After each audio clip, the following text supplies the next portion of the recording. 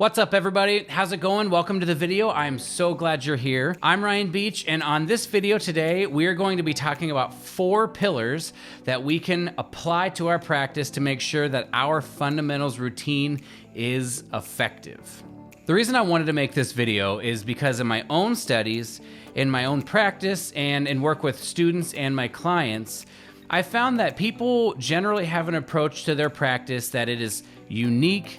What works for one person doesn't work for another person, and that because everybody is different, we can't really guide people on how to organize things effectively.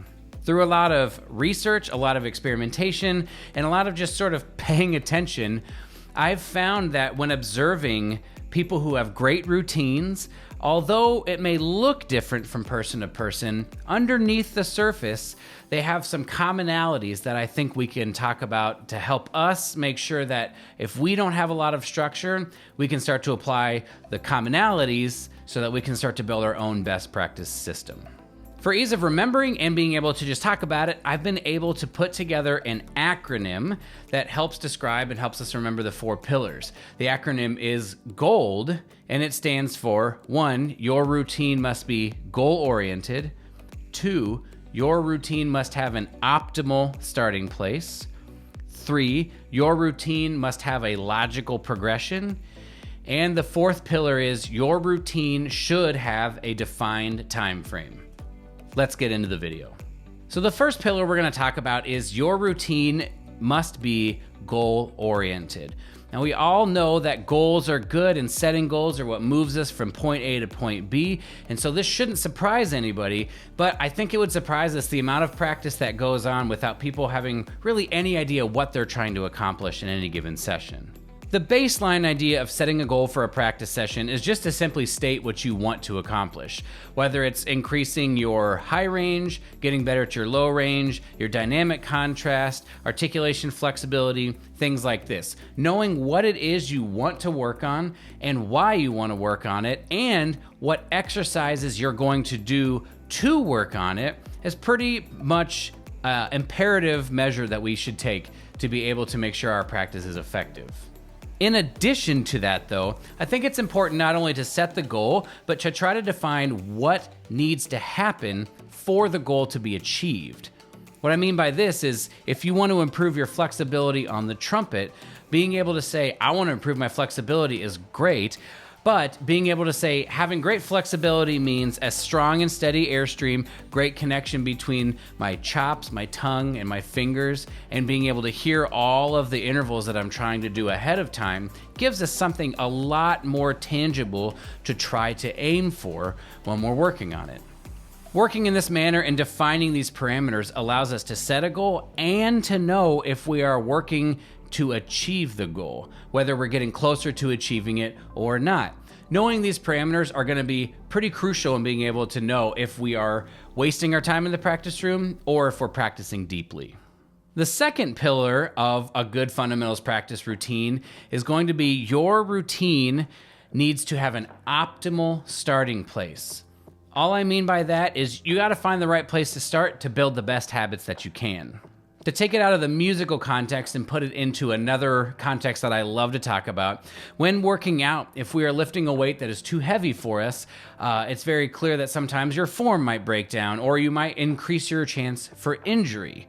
So when lifting that way, what you should not do is just continue lifting that weight over and over and over again. Rather, I think it makes sense that lowering the weight, figuring out the right cues, making sure that you find a weight that you can do those cues, and then working your way up slowly and gaining a proper motor pattern is gonna be what leads you to be able to lift that heavier weight with a lot more success.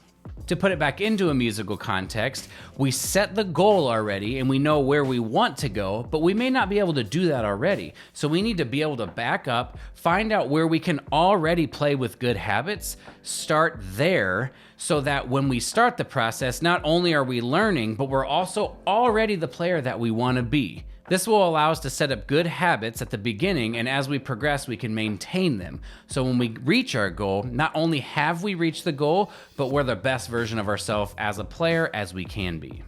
Following up the second pillar, we have pillar number 3, which is going to be your routine must have a logical progression.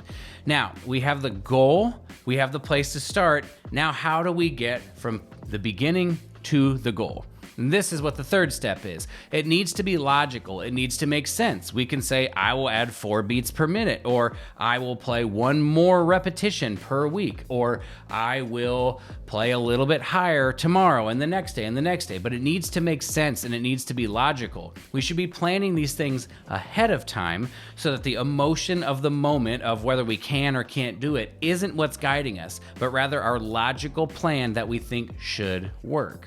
We don't actually have to have the best plan in the world. We just need to have a plan. Being able to start with something and then commit and finish the plan will allow us to see what worked, what didn't work, and how we're gonna make it better. The fourth and final pillar of a good fundamentals routine is going to be actually a should. The first 3 were musts. The fourth is gonna be a should, and that is your routine should have a defined time frame. The reason this is a should and not a must is because this is very dependent on the particular goal you've set. Generally speaking, for a fundamentals routine, being able to say, I will commit 1 month of my time to working on this particular goal will allow us to commit fully and find out, again, as I said earlier, what works, what doesn't work, and armed with that information, we can try to make a better plan for the next month. In the following month, we'll try out our new plan and we'll get even more information. And then in the third month, we'll be able to have an even better plan. And you can see as we continue to build and build and build, not only are we still ingraining great habits because we found a great place to start and we progressed logically, but we're also getting better at learning about how we learn, which is gonna drive long-term progress better than anything else. Stumbling upon these pillars was something that happened a bit by accident. I had made my own routine and I started to observe what kinds of things are aiding my ability to do this. And as I pulled it out, I started to look at other people's methods of progression, and it seemed to hold true. Maybe 3 of the pillars would be true, or maybe all 4, but there was some amount of similarity of setting goals, making sure that they would develop good habits, that they understood how they were going to get from point A to point B, and that for some of them, they had a defined time frame that they were trying to achieve the goal. This is a big thing that I do with my clients, is to try to say, let's take the practice that you feel like might be day to day or a bit aimless, and let's apply these principles and let's show you what it looks like to be able to have really focused, deep practice that teaches you about yourself as you do it. If you want to know more about these principles or how I would apply them to your practice, I'm going to leave a link down below where you can sign up for a free 30-minute meeting with me via Zoom, and we will talk about your practice. We'll talk about your goals. We'll talk about what it looks like to start in the right place. I will help you with progression, and we can get your practice teaching you and getting you more independence in your process. That's gonna be all for the video. Thank you guys so much for watching it. If you enjoyed it, be sure to like it, and don't forget to subscribe if you want more content like this and you wanna join a community of people who wanna become the best players, musicians, and people that they can be. Thank you so much for watching the video. Remember, stay strong, be kind to yourself, never stop growing, and we'll see you in the next video.